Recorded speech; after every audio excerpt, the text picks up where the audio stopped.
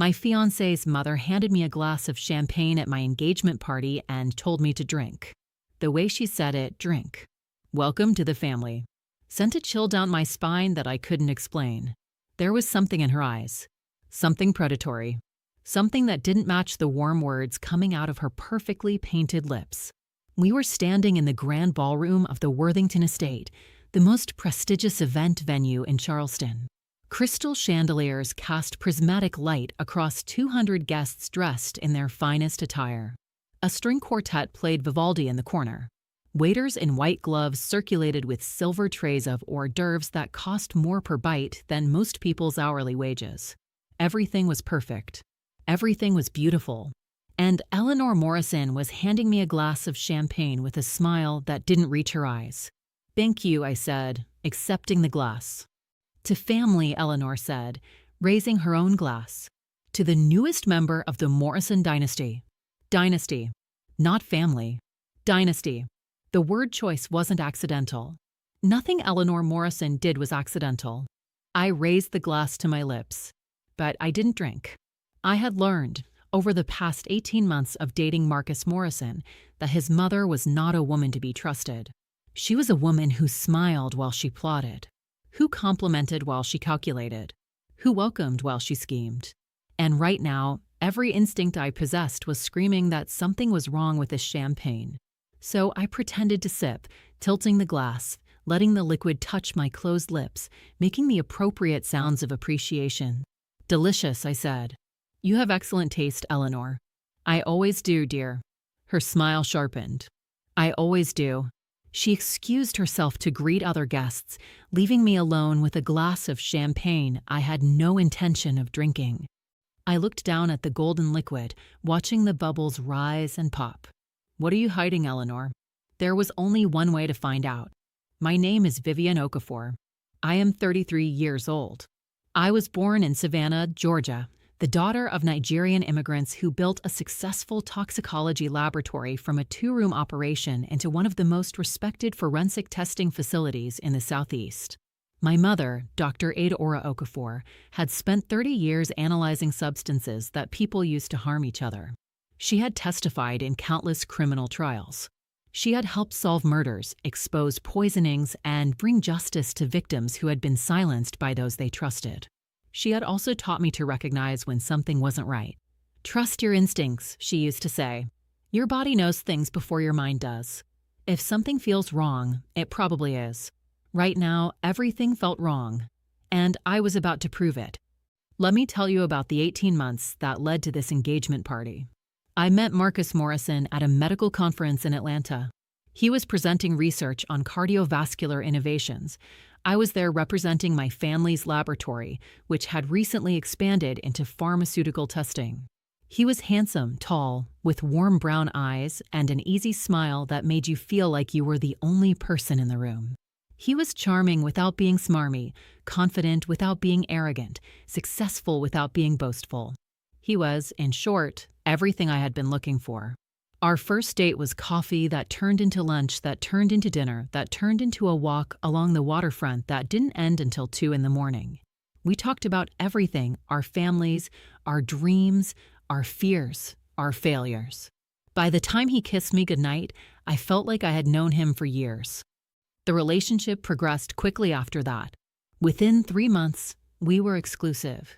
Within 6 months, we were talking about moving in together.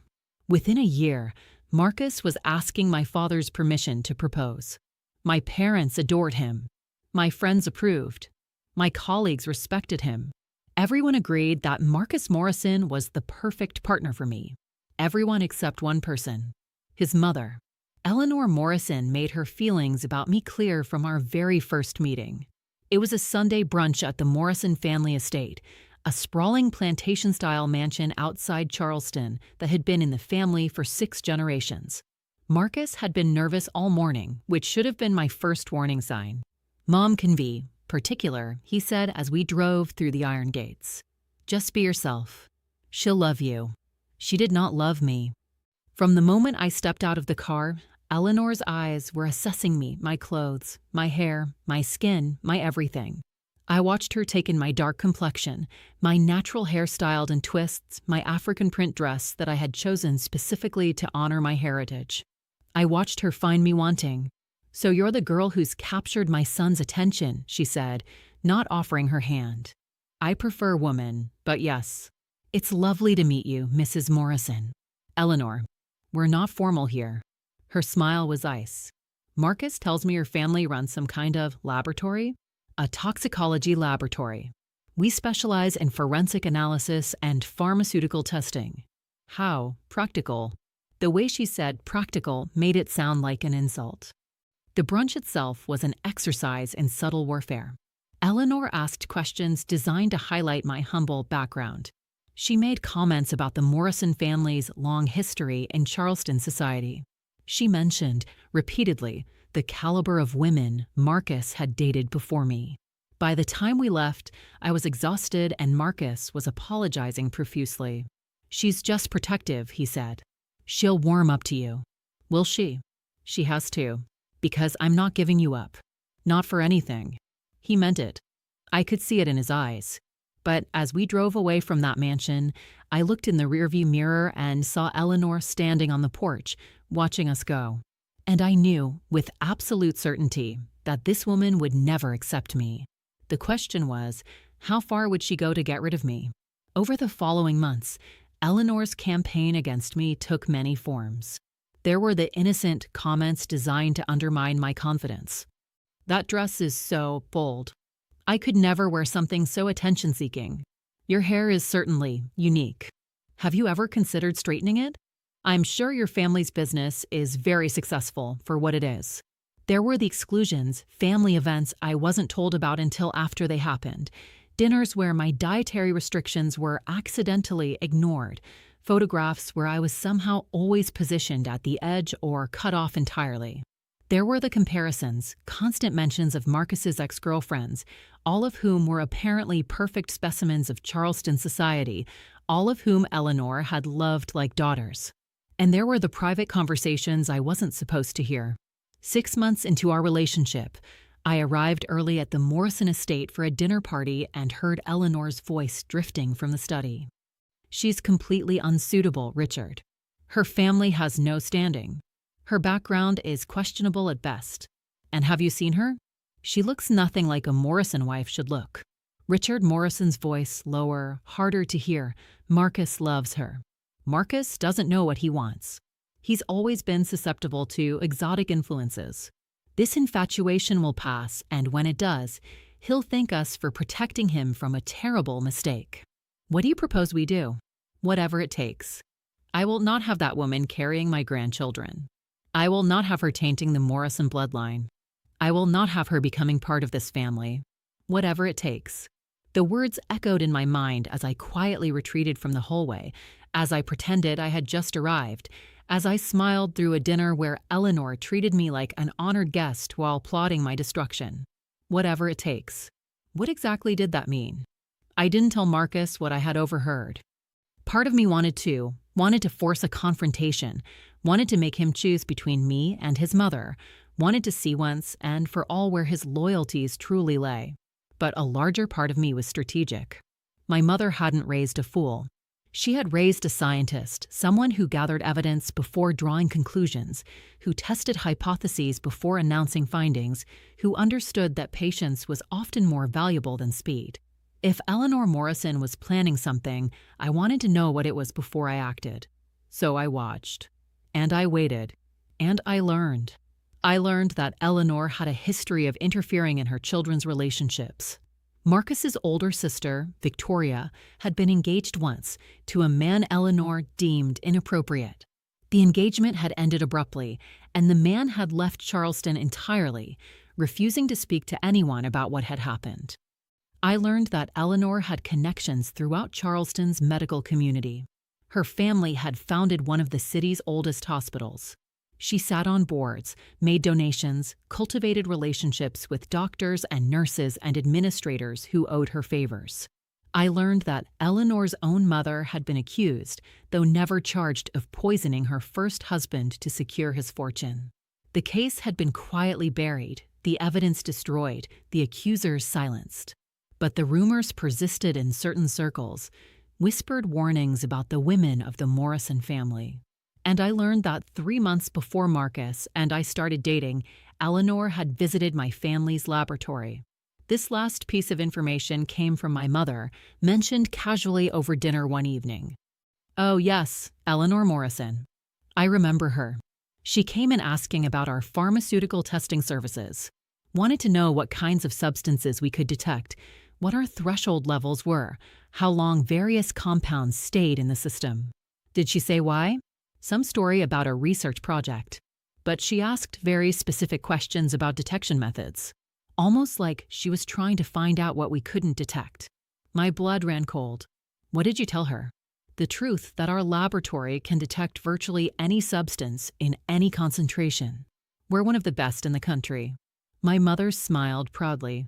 She seemed disappointed by that answer. Disappointed, because she had been looking for something we couldn't detect, something she could use. Against whom? The engagement came despite everything. Marcus proposed on a beach at sunset with a ring that had belonged to his grandmother, a woman who, according to family lore, had been the only Morrison woman who was genuinely kind. I know my mother hasn't been easy, Marcus said as he slipped the ring on my finger. But I love you. I want to spend my life with you.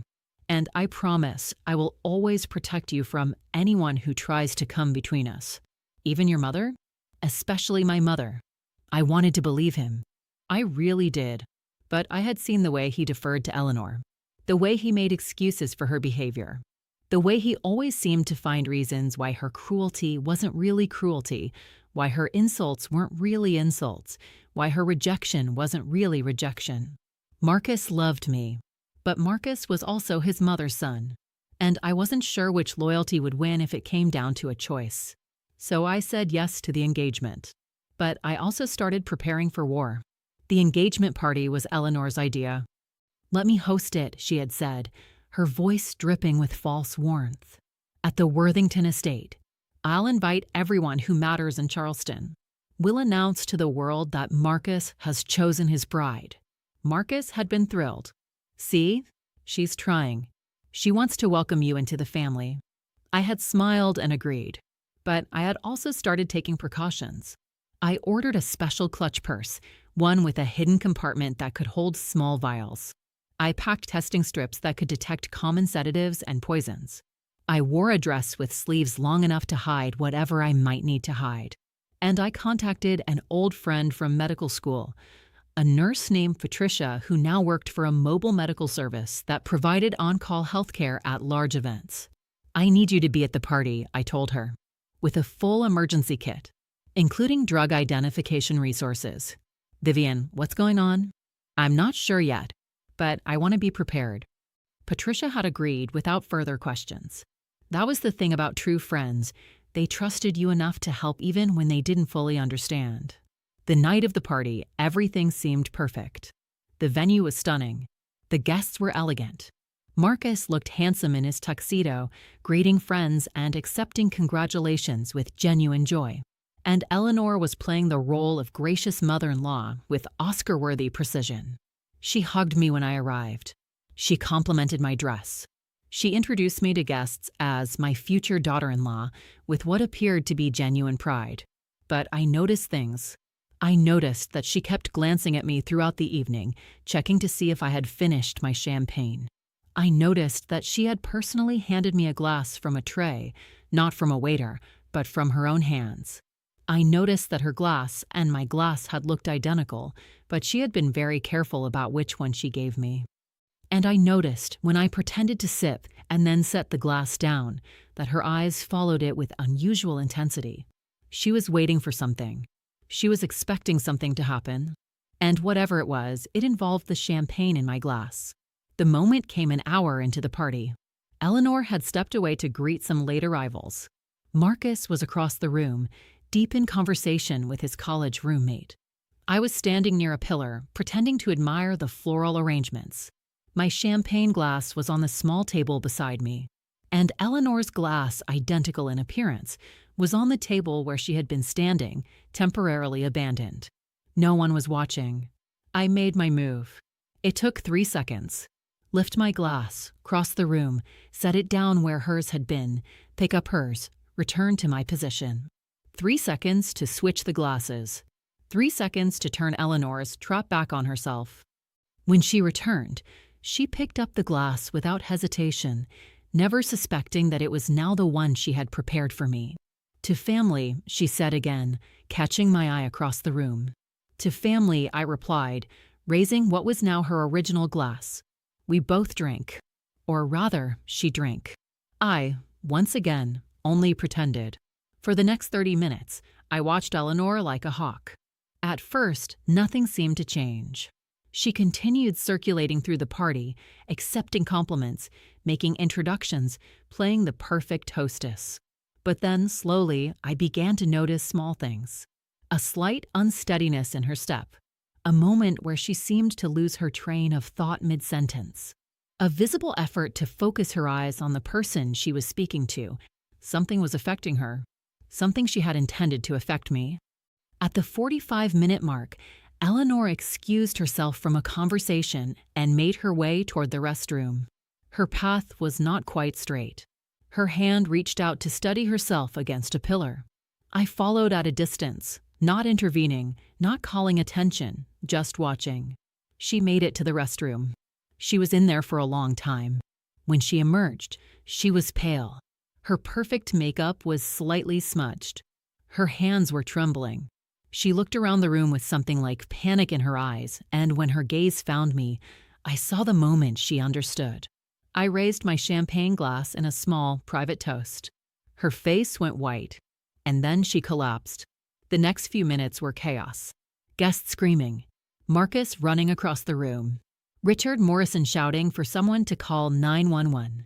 Waiters and party planners and confused socialites all converging on the spot where Eleanor Morrison lay unconscious on the marble floor.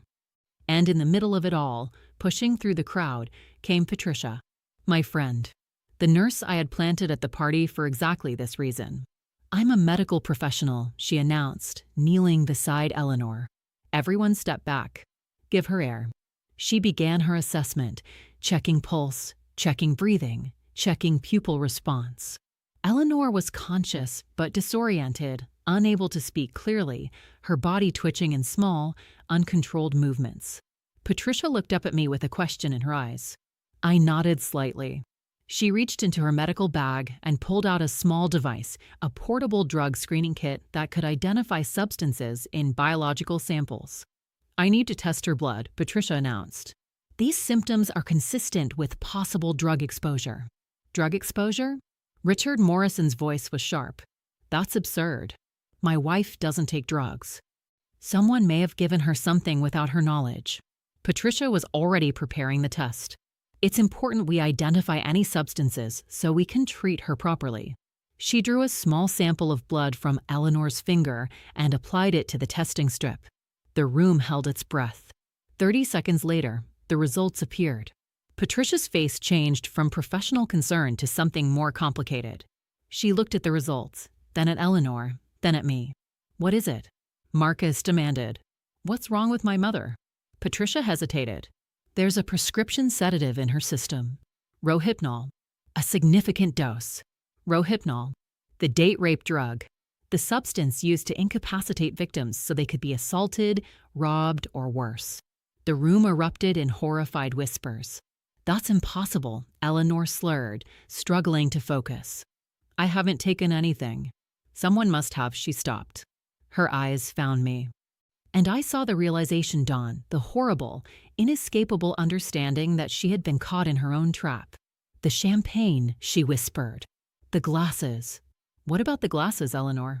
I asked, my voice calm and clear. You switched them. You knew. How did you know? I'm the daughter of the best toxicologist in the Southeast. Did you really think I wouldn't recognize when something was wrong? But I was so careful you visited my mother's laboratory. You asked about detection thresholds. You wanted to know what we couldn't find. I stepped closer, looking down at the woman who had tried to destroy me. But here's what you didn't understand. It doesn't matter what you can or can't detect if you never let the substance enter your body in the first place. Eleanor's face contorted with rage and fear. You can't prove anything. It's your word against mine. I'll say you drugged me. I'll say you tried to kill me. Eleanor. Patricia's voice cut through. I need to ask you something important. She was holding a small prescription bottle, one she had found in Eleanor's clutch purse during the initial examination. Whose name is on this prescription? She held up the bottle so everyone could see. The label read, Rohypnol, Eleanor Morrison, take as directed for sleep disorders. Silence. Absolute, devastating silence. You have a prescription for Rohypnol? Richard Morrison's voice was barely a whisper. It's for insomnia. My doctor prescribed it. Your doctor prescribed a controlled substance that's illegal to manufacture or distribute in the United States. I asked. Interesting. I'm sure the authorities will want to hear about that. You don't understand. I wasn't going to. I would never actually hurt. You put a date rape drug in my champagne. My voice was steady, but ice cold. At my engagement party, in front of 200 witnesses. You intended to incapacitate me, and I can only imagine what you had planned for after. I just wanted to make you look bad. I wanted Marcus to see that you couldn't handle yourself, that you weren't suitable, by drugging me. It wasn't supposed to hurt you. It was just supposed to make you dizzy confused. You would have made a scene. Marcus would have been embarrassed. The engagement would have been called off, and everything would have gone back to normal. Marcus's voice cut through the chaos. He was staring at his mother with an expression of pure horror. You drugged my fiancé. You brought an illegal substance into this party. You tried to sabotage my relationship by poisoning the woman I love. How is any of that normal? I was protecting you. She's not right for you, Marcus. She's not one of us. She doesn't belong in this family. She is my family. Marcus was shaking with rage. She's the woman I chose. The woman I love. And you tried to drug her. Marcus, please, I'm done. He turned away from his mother, coming to stand beside me. I'm done making excuses for you. I'm done pretending your cruelty is just protectiveness. I'm done choosing your approval over Vivian's well-being. He took my hand. Are you okay? I'm fine. I never actually drank it. You knew. You knew she was going to do something. I suspected. I've suspected for a long time. Why didn't you tell me? Because I needed you to see it for yourself. I needed you to understand who she really is, not who you wanted her to be. Marcus looked back at his mother, still lying on the floor, surrounded by shocked guests and the evidence of her own treachery. I see it now, he said quietly. I see it all. The police arrived 20 minutes later. Eleanor Morrison was arrested for possession of a controlled substance, attempted assault, and conspiracy to commit bodily harm. The prescription bottle, which turned out to be from a doctor who had lost his license 3 years ago for illegally prescribing controlled substances, was entered into evidence. The story came out in pieces over the following weeks. Eleanor had been planning my accident for months. She had cultivated a relationship with the disgraced doctor, obtained the Rohypnol through back channels, and chosen the engagement party as the perfect venue. Her plan had been simple. Drug me early in the evening, wait for the effects to take hold, and then watch as I stumbled, slurred my words, and embarrassed myself in front of Charleston's elite. She had even prepared a narrative, per Vivian, clearly struggling with substance abuse, not the kind of woman Marcus should marry. What she hadn't planned for was me switching the glasses. What she hadn't planned for was my friend Patricia, positioned to provide immediate medical response and evidence collection. What she hadn't planned for was her own prescription bottle, tucked in her purse, just in case, becoming the smoking gun that proved her guilt. The investigation expanded as more information came to light. It turned out that Eleanor had attempted similar schemes before. Marcus's sister Victoria had finally come forward, revealing that Eleanor had drugged Victoria's former fiancé at a family dinner, causing him to have a medical episode that ended the relationship. There were other victims, too, women who had dated Morrison men over the years, women who had experienced strange symptoms after meals with Eleanor, women who had always suspected but could never prove. The pattern was damning.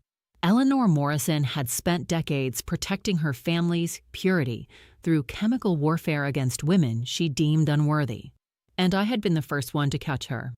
The trial was 8 months later. I testified for 3 days, walking the jury through everything: the overheard conversation, the visit to my mother's laboratory, the switched glasses, the immediate aftermath. Eleanor's defense was that she had been temporarily insane, driven to desperate measures by her fear of losing her son. Her lawyers painted her as a victim of her own mental illness, a mother whose love had twisted into something unrecognizable. The jury didn't buy it. Eleanor Morrison was convicted on all charges. The judge, noting the premeditated nature of the crime and the pattern of similar behavior, sentenced her to 12 years in federal prison. "Mrs. Morrison," the judge said during sentencing, "you have spent years treating women as obstacles to be removed rather than human beings with rights and dignity. You have used your privilege and your connections to harm those you deemed inferior. And you have shown no remorse for your actions, only anger at being caught." Eleanor said nothing. She stared straight ahead, her face a mask of cold fury. The defendant is hereby sentenced to 12 years in federal prison, with no possibility of parole for the first 8 years. She was led away in handcuffs. She didn't look at Marcus as she passed. She didn't look at me either. But I saw her hands trembling. And I knew that, for the first time in her life, Eleanor Morrison was experiencing something she had never expected to feel: consequences. Richard Morrison filed for divorce 3 weeks after Eleanor's sentencing. The details that emerged during the trial had been too much for him to ignore.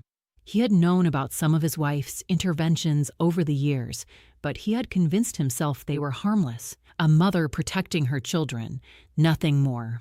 Now he knew the truth. "I'm sorry," he said to me one evening, 3 months after everything ended. He had asked to meet me for coffee, alone, without Marcus. "I'm sorry for what she did to you. And I'm sorry for what I didn't do to stop her. You didn't know how far she would go. I should have known. I should have seen the signs. I should have protected the women my sons brought home instead of looking the other way while Eleanor destroyed them. You can't change the past. No, but I can change the future." He looked at me with tired, honest eyes. "Marcus loves you. I can see that now, really see it, without Eleanor's voice in my ear telling me all the reasons it's wrong. You make him happy. You make him better.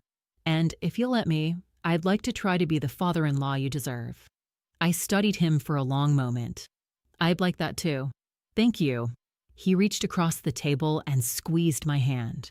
"Thank you for giving me a second chance. And thank you for not letting Eleanor win. She was never going to win. I'm my mother's daughter. We don't give up. We don't back down. And we definitely don't let anyone poison us without consequences." Richard laughed, the first real laugh I had ever heard from him. "Your mother sounds like a formidable woman." "She is. You'll meet her at the wedding. I look forward to it." And for the first time since I had entered the Morrison family orbit, I believed that he actually meant it. The wedding happened 1 year after Eleanor's conviction. We held it at my family's estate in Savannah, not the Worthington in Charleston, not anywhere with Morrison family history. This was our day, our celebration, built on the foundation of truth rather than the quicksand of family expectation. My mother walked me down the aisle. My father had passed away 2 years earlier, but she carried his strength with her, and, through her, he was there too. Marcus cried when he saw me. Real tears. The tears of a man who had almost lost something precious and knew exactly how close he had come. "You're beautiful," he whispered as I reached the altar. "You're not so bad yourself. I love you. I will always love you. And I will spend the rest of my life making sure you never have to protect yourself from my family again. I can protect myself, but I appreciate the backup." He laughed. I laughed. The guests laughed. And somewhere, in a federal prison 300 miles away, Eleanor Morrison was not laughing at all. The reception was everything I had ever wanted: warm, joyful, full of people who genuinely cared about us. My Nigerian relatives danced alongside Marcus's Charleston cousins. My mother's colleagues from the laboratory shared tables with Marcus's friends from medical school. 2 worlds coming together, creating something new. During the toasts, Patricia stood up, my friend, my co-conspirator, the nurse who had helped me bring Eleanor down. When Vivian asked me to be at her engagement party with a full medical kit and drug testing equipment, I thought she was being paranoid, Patricia said. I thought, surely her mother-in-law isn't actually trying to poison her. That's the plot of a bad movie, not real life. Laughter from the crowd. But Vivian knew. She knew because she's smart, because she's observant, and because she's the daughter of a woman who taught her to trust her instincts. Patricia raised her glass. To Vivian and Marcus. May your marriage be full of love, full of laughter, and completely free of anyone trying to drug you. More laughter. Applause. Cheers. Marcus squeezed my hand under the table. I still can't believe you switched the glasses. I still can't believe your mother thought she could outmaneuver the daughter of a toxicologist. She underestimated you. Everyone does. It's kind of my superpower. I'll never underestimate you. Good. Because if you ever try to poison me, I will absolutely switch the glasses. Noted. We kissed while the guests cheered. And for the first time in a very long time, I felt completely, absolutely safe. Victoria Morrison, Marcus's sister, came to see me 6 months after the wedding. She had been distant during the trial, processing her own trauma, coming to terms with years of manipulation she had never fully understood. But now she was ready to talk. I owe you an apology, she said, sitting across from me in my living room. And a thank you. For what? For the apology, I knew something was wrong with Mom. I knew she had done something to James, my ex-fiancé. But I was too scared to dig deeper, too scared of what I might find. I let her continue hurting people because I didn't want to face the truth. You were a victim too. That's not an excuse. I could have warned you. I could have told Marcus. I could have done something. You're doing something now. Victoria nodded slowly. For the thank you, you did what I couldn't. You stopped her. You protected not just yourself, but every woman who might have come after you. Because of you, she can't hurt anyone else. For 12 years at least. 12 years is a long time. And she's not young. By the time she gets out, if she gets out, she won't have the power or the connections to do what she used to do. I hope you're right. I know I'm right. Victoria leaned forward. Can I tell you something?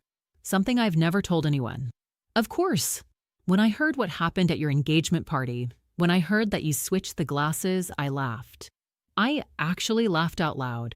For the first time since James left, I felt free. Like finally, someone had beaten her at her own game. She beat herself. I just gave her the opportunity. That's exactly what makes it so perfect. Victoria smiled, a real smile, warm and genuine. Welcome to the family, Vivian. The real family. The one that exists without her shadow over everything. Thank you, Victoria. Thank you for being brave enough to fight back. We hugged, awkwardly at first, then more naturally. Two women who had survived the same monster. Two women who were learning to build something better. My mother came to visit on the first anniversary of the wedding. She walked through our home, the house Marcus and I had bought together, far from Charleston and its memories, and nodded approvingly. This is good. This is yours. Ours. Mine and Marcus's. That's what I meant. She sat down in the sunroom, where afternoon light streamed through the windows. How's he doing? Really? He's okay. Some days are harder than others. Finding out your mother is a serial poisoner is a lot to process. I imagine so, but we're working through it. Therapy helps.